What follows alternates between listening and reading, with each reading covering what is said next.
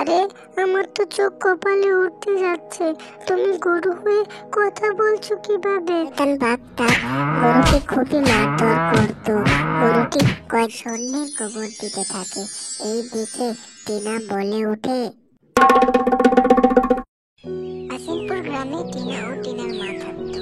টিনার বাবা এক বিরল রোগে অনেক আগেই মারা যায়। তাদের সংসার খুবই অভাবে কাটতো। একটা শয়তান বাঘটা গরুকে খুবই মারধর করতো। গরুটি কয়দিন যাবত দুধ দেয় না বলে এই কষ্ট সহ্য করতে না পেরে গরুটি একদিন রাতে পালিয়ে যায়। গরুটি 3 দিন ধরে হাঁটতে থাকে। হাঁটতে হাঁটতে অনেক দূর পালিয়ে আসে, যেন বাঘটি তাকে আর খুঁজে না পায়। আর গরুটি ক্লান্ত হয়ে পড়ে।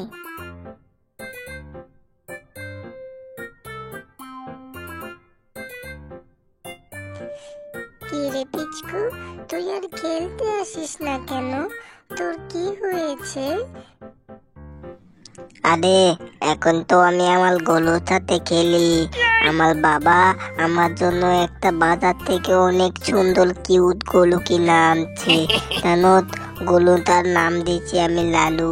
লালু তো সারাদিন আমার সাথে থাকে। সারাদিন লালুর পিঠে ঘুরায় আমাদের নিয়ে। অনেক ভালো লাগে বুঝতো। বাহ, অনেক সুন্দর তো। তোর লালুটা দেখছি তোকে অনেক আদর করে। ইস, আমার যদি এমন একটা লালু থাকতো তাহলে না কতই ভালো হতো। সারাদিন আমাকে পিঠে নিয়ে ঘুরতো, কতই না মজা করতাম। আচ্ছা ঠিক আছে, তুই দিনের বেলা স্বপ্ন দেখ। আমি যাই, লালুকে গোসল করাতে হবে। বলে লালুকে নিয়ে আবার বিকাল বেলায় একটু ঘুরতে বের হব। এই বলে পিচকু চলে যায়। আর টিনা মন খারাপ করে তার মার কাছে গিয়ে বলে, মা, আমাকে একটা গরু এনে দাও না গো মা। আমার যে এখন অনেক গরু পালতে ইচ্ছে করছে। জানো, এখন আর আমার আর কোনো খেলার সাথী নেই। পিচকুর বাবা পিচকুকে একটা গরু কিনে দিচ্ছে। পিচকু সারাদিন গরুটার সাথে খেলে। আমাকেও একটা গরু কিনে দাও মা, ছোট গরু হলেও হবে। কি বলছিস তুই টিনা? একটা গরুর কেনার টাকা থাকলে কি আমি মানুষের বাসায় কাজ করতাম? তাহলে তো গরু কিনেই লালন পালন করতাম, আর গরুর দুধ বিক্রি করে আমার সংসারটা সুন্দর করে চালিয়ে নিতাম। আর পিচকুরা অনেক বড় লোক, ওদের টাকা আছে। ওদের সাথে কি আমাদের তুলনা দিলে হবে? ঘরে পান্তা ভাত আছে, মরিচ ডলে খেয়ে নে। আমার খিদে নেই, আমি খাবো না। আমার ভালো লাগছে না, আমি গেলাম। আমাকে আবার তুমি দেখো না, আমার ভালো লাগলে এসে খাবো আমি। টিনা যাস নে, শোন মা, শোন মা। টিনা, কই যাচ্ছিস? মেয়েটা একদম ওর বাবার মতো হয়েছে। ওর বাবা যখন বেঁচে ছিল এরকম রাগ করে ওই বাগানের পাশে যেত, ঠিক ওর বাবার মতো।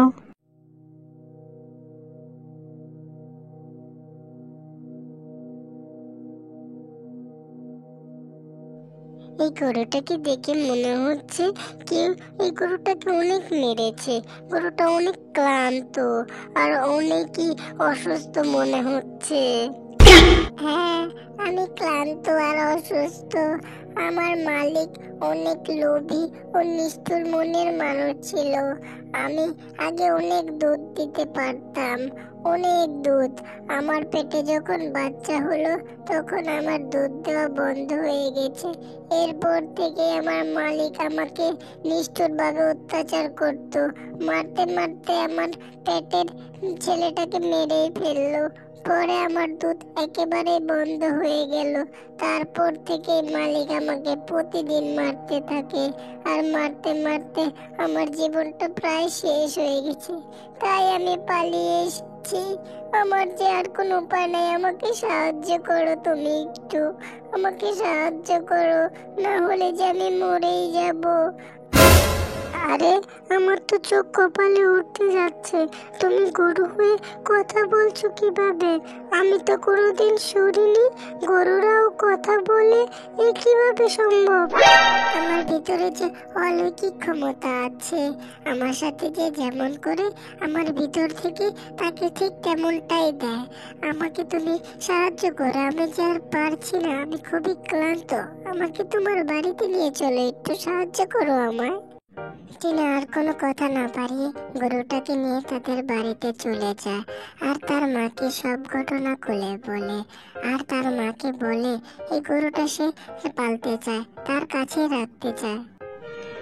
সবই তো বুঝলাম, কিন্তু এই গরুর মালিকটা যদি এসে এই গরুটাকে দেখে আমাদেরকে চোর বলে দাবি করে, তখন আমরা কি করব? হ্যাঁ, তা তো কোনোদিনই সম্ভব না, কারণ আমি যে অনেক অনেক দূর চলে এসেছি। আর আমার যে মালিক ছিল তার পায়ে তো অনেক সমস্যা, সে কোনোদিনই হেঁটে এত দূরে আসতে পারবে না। আপনারা আমাকে সাহায্য করুন, আমাকে সাহায্য করলে যে আমি প্রাণে বেঁচে যাব, আমার খুবই কষ্ট হচ্ছে। তাহলে তুমি আজকে থেকে আমার গরু, আমি তোমাকে সাহায্য করব। আর আজকে থেকে তোমার নাম হচ্ছে ধলু, তোমার আর কোনো টেনশন নেই।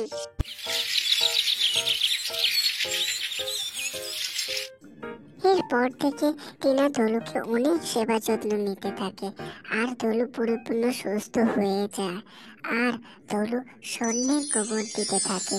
এই দেখে টিনা বলে ওঠে, আচ্ছা ধলু, তোমার গোবর এত চমকাচ্ছে কেন? কি হয়েছে তোমার? তুমি কি আবার অসুস্থ হয়ে পড়েছো? আরে টিনা, তুমি ভালো করে দেখো, এইগুলো স্বর্ণের গোবর। আর আমি তোমাকে আগেই বলেছিলাম আমার ভিতরে অলৌকিক ক্ষমতা আছে। আমার সাথে যে যেমন ব্যবহার করবে আমার ভিতর থেকে তাকে ঠিক তেমনই দেবে। তোমাদের আর কোনো কষ্ট থাকবে না। এই স্বর্ণের গোবর বিক্রি করে তোমরা এখন ধনী হয়ে যাবে। মা, দেখে যাও, ধলু স্বর্ণের গোবর দিচ্ছে।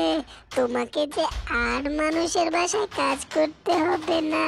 কি যে ভালো লাগছে, কি মজা, কি মজা, কি মজা, কি মজা!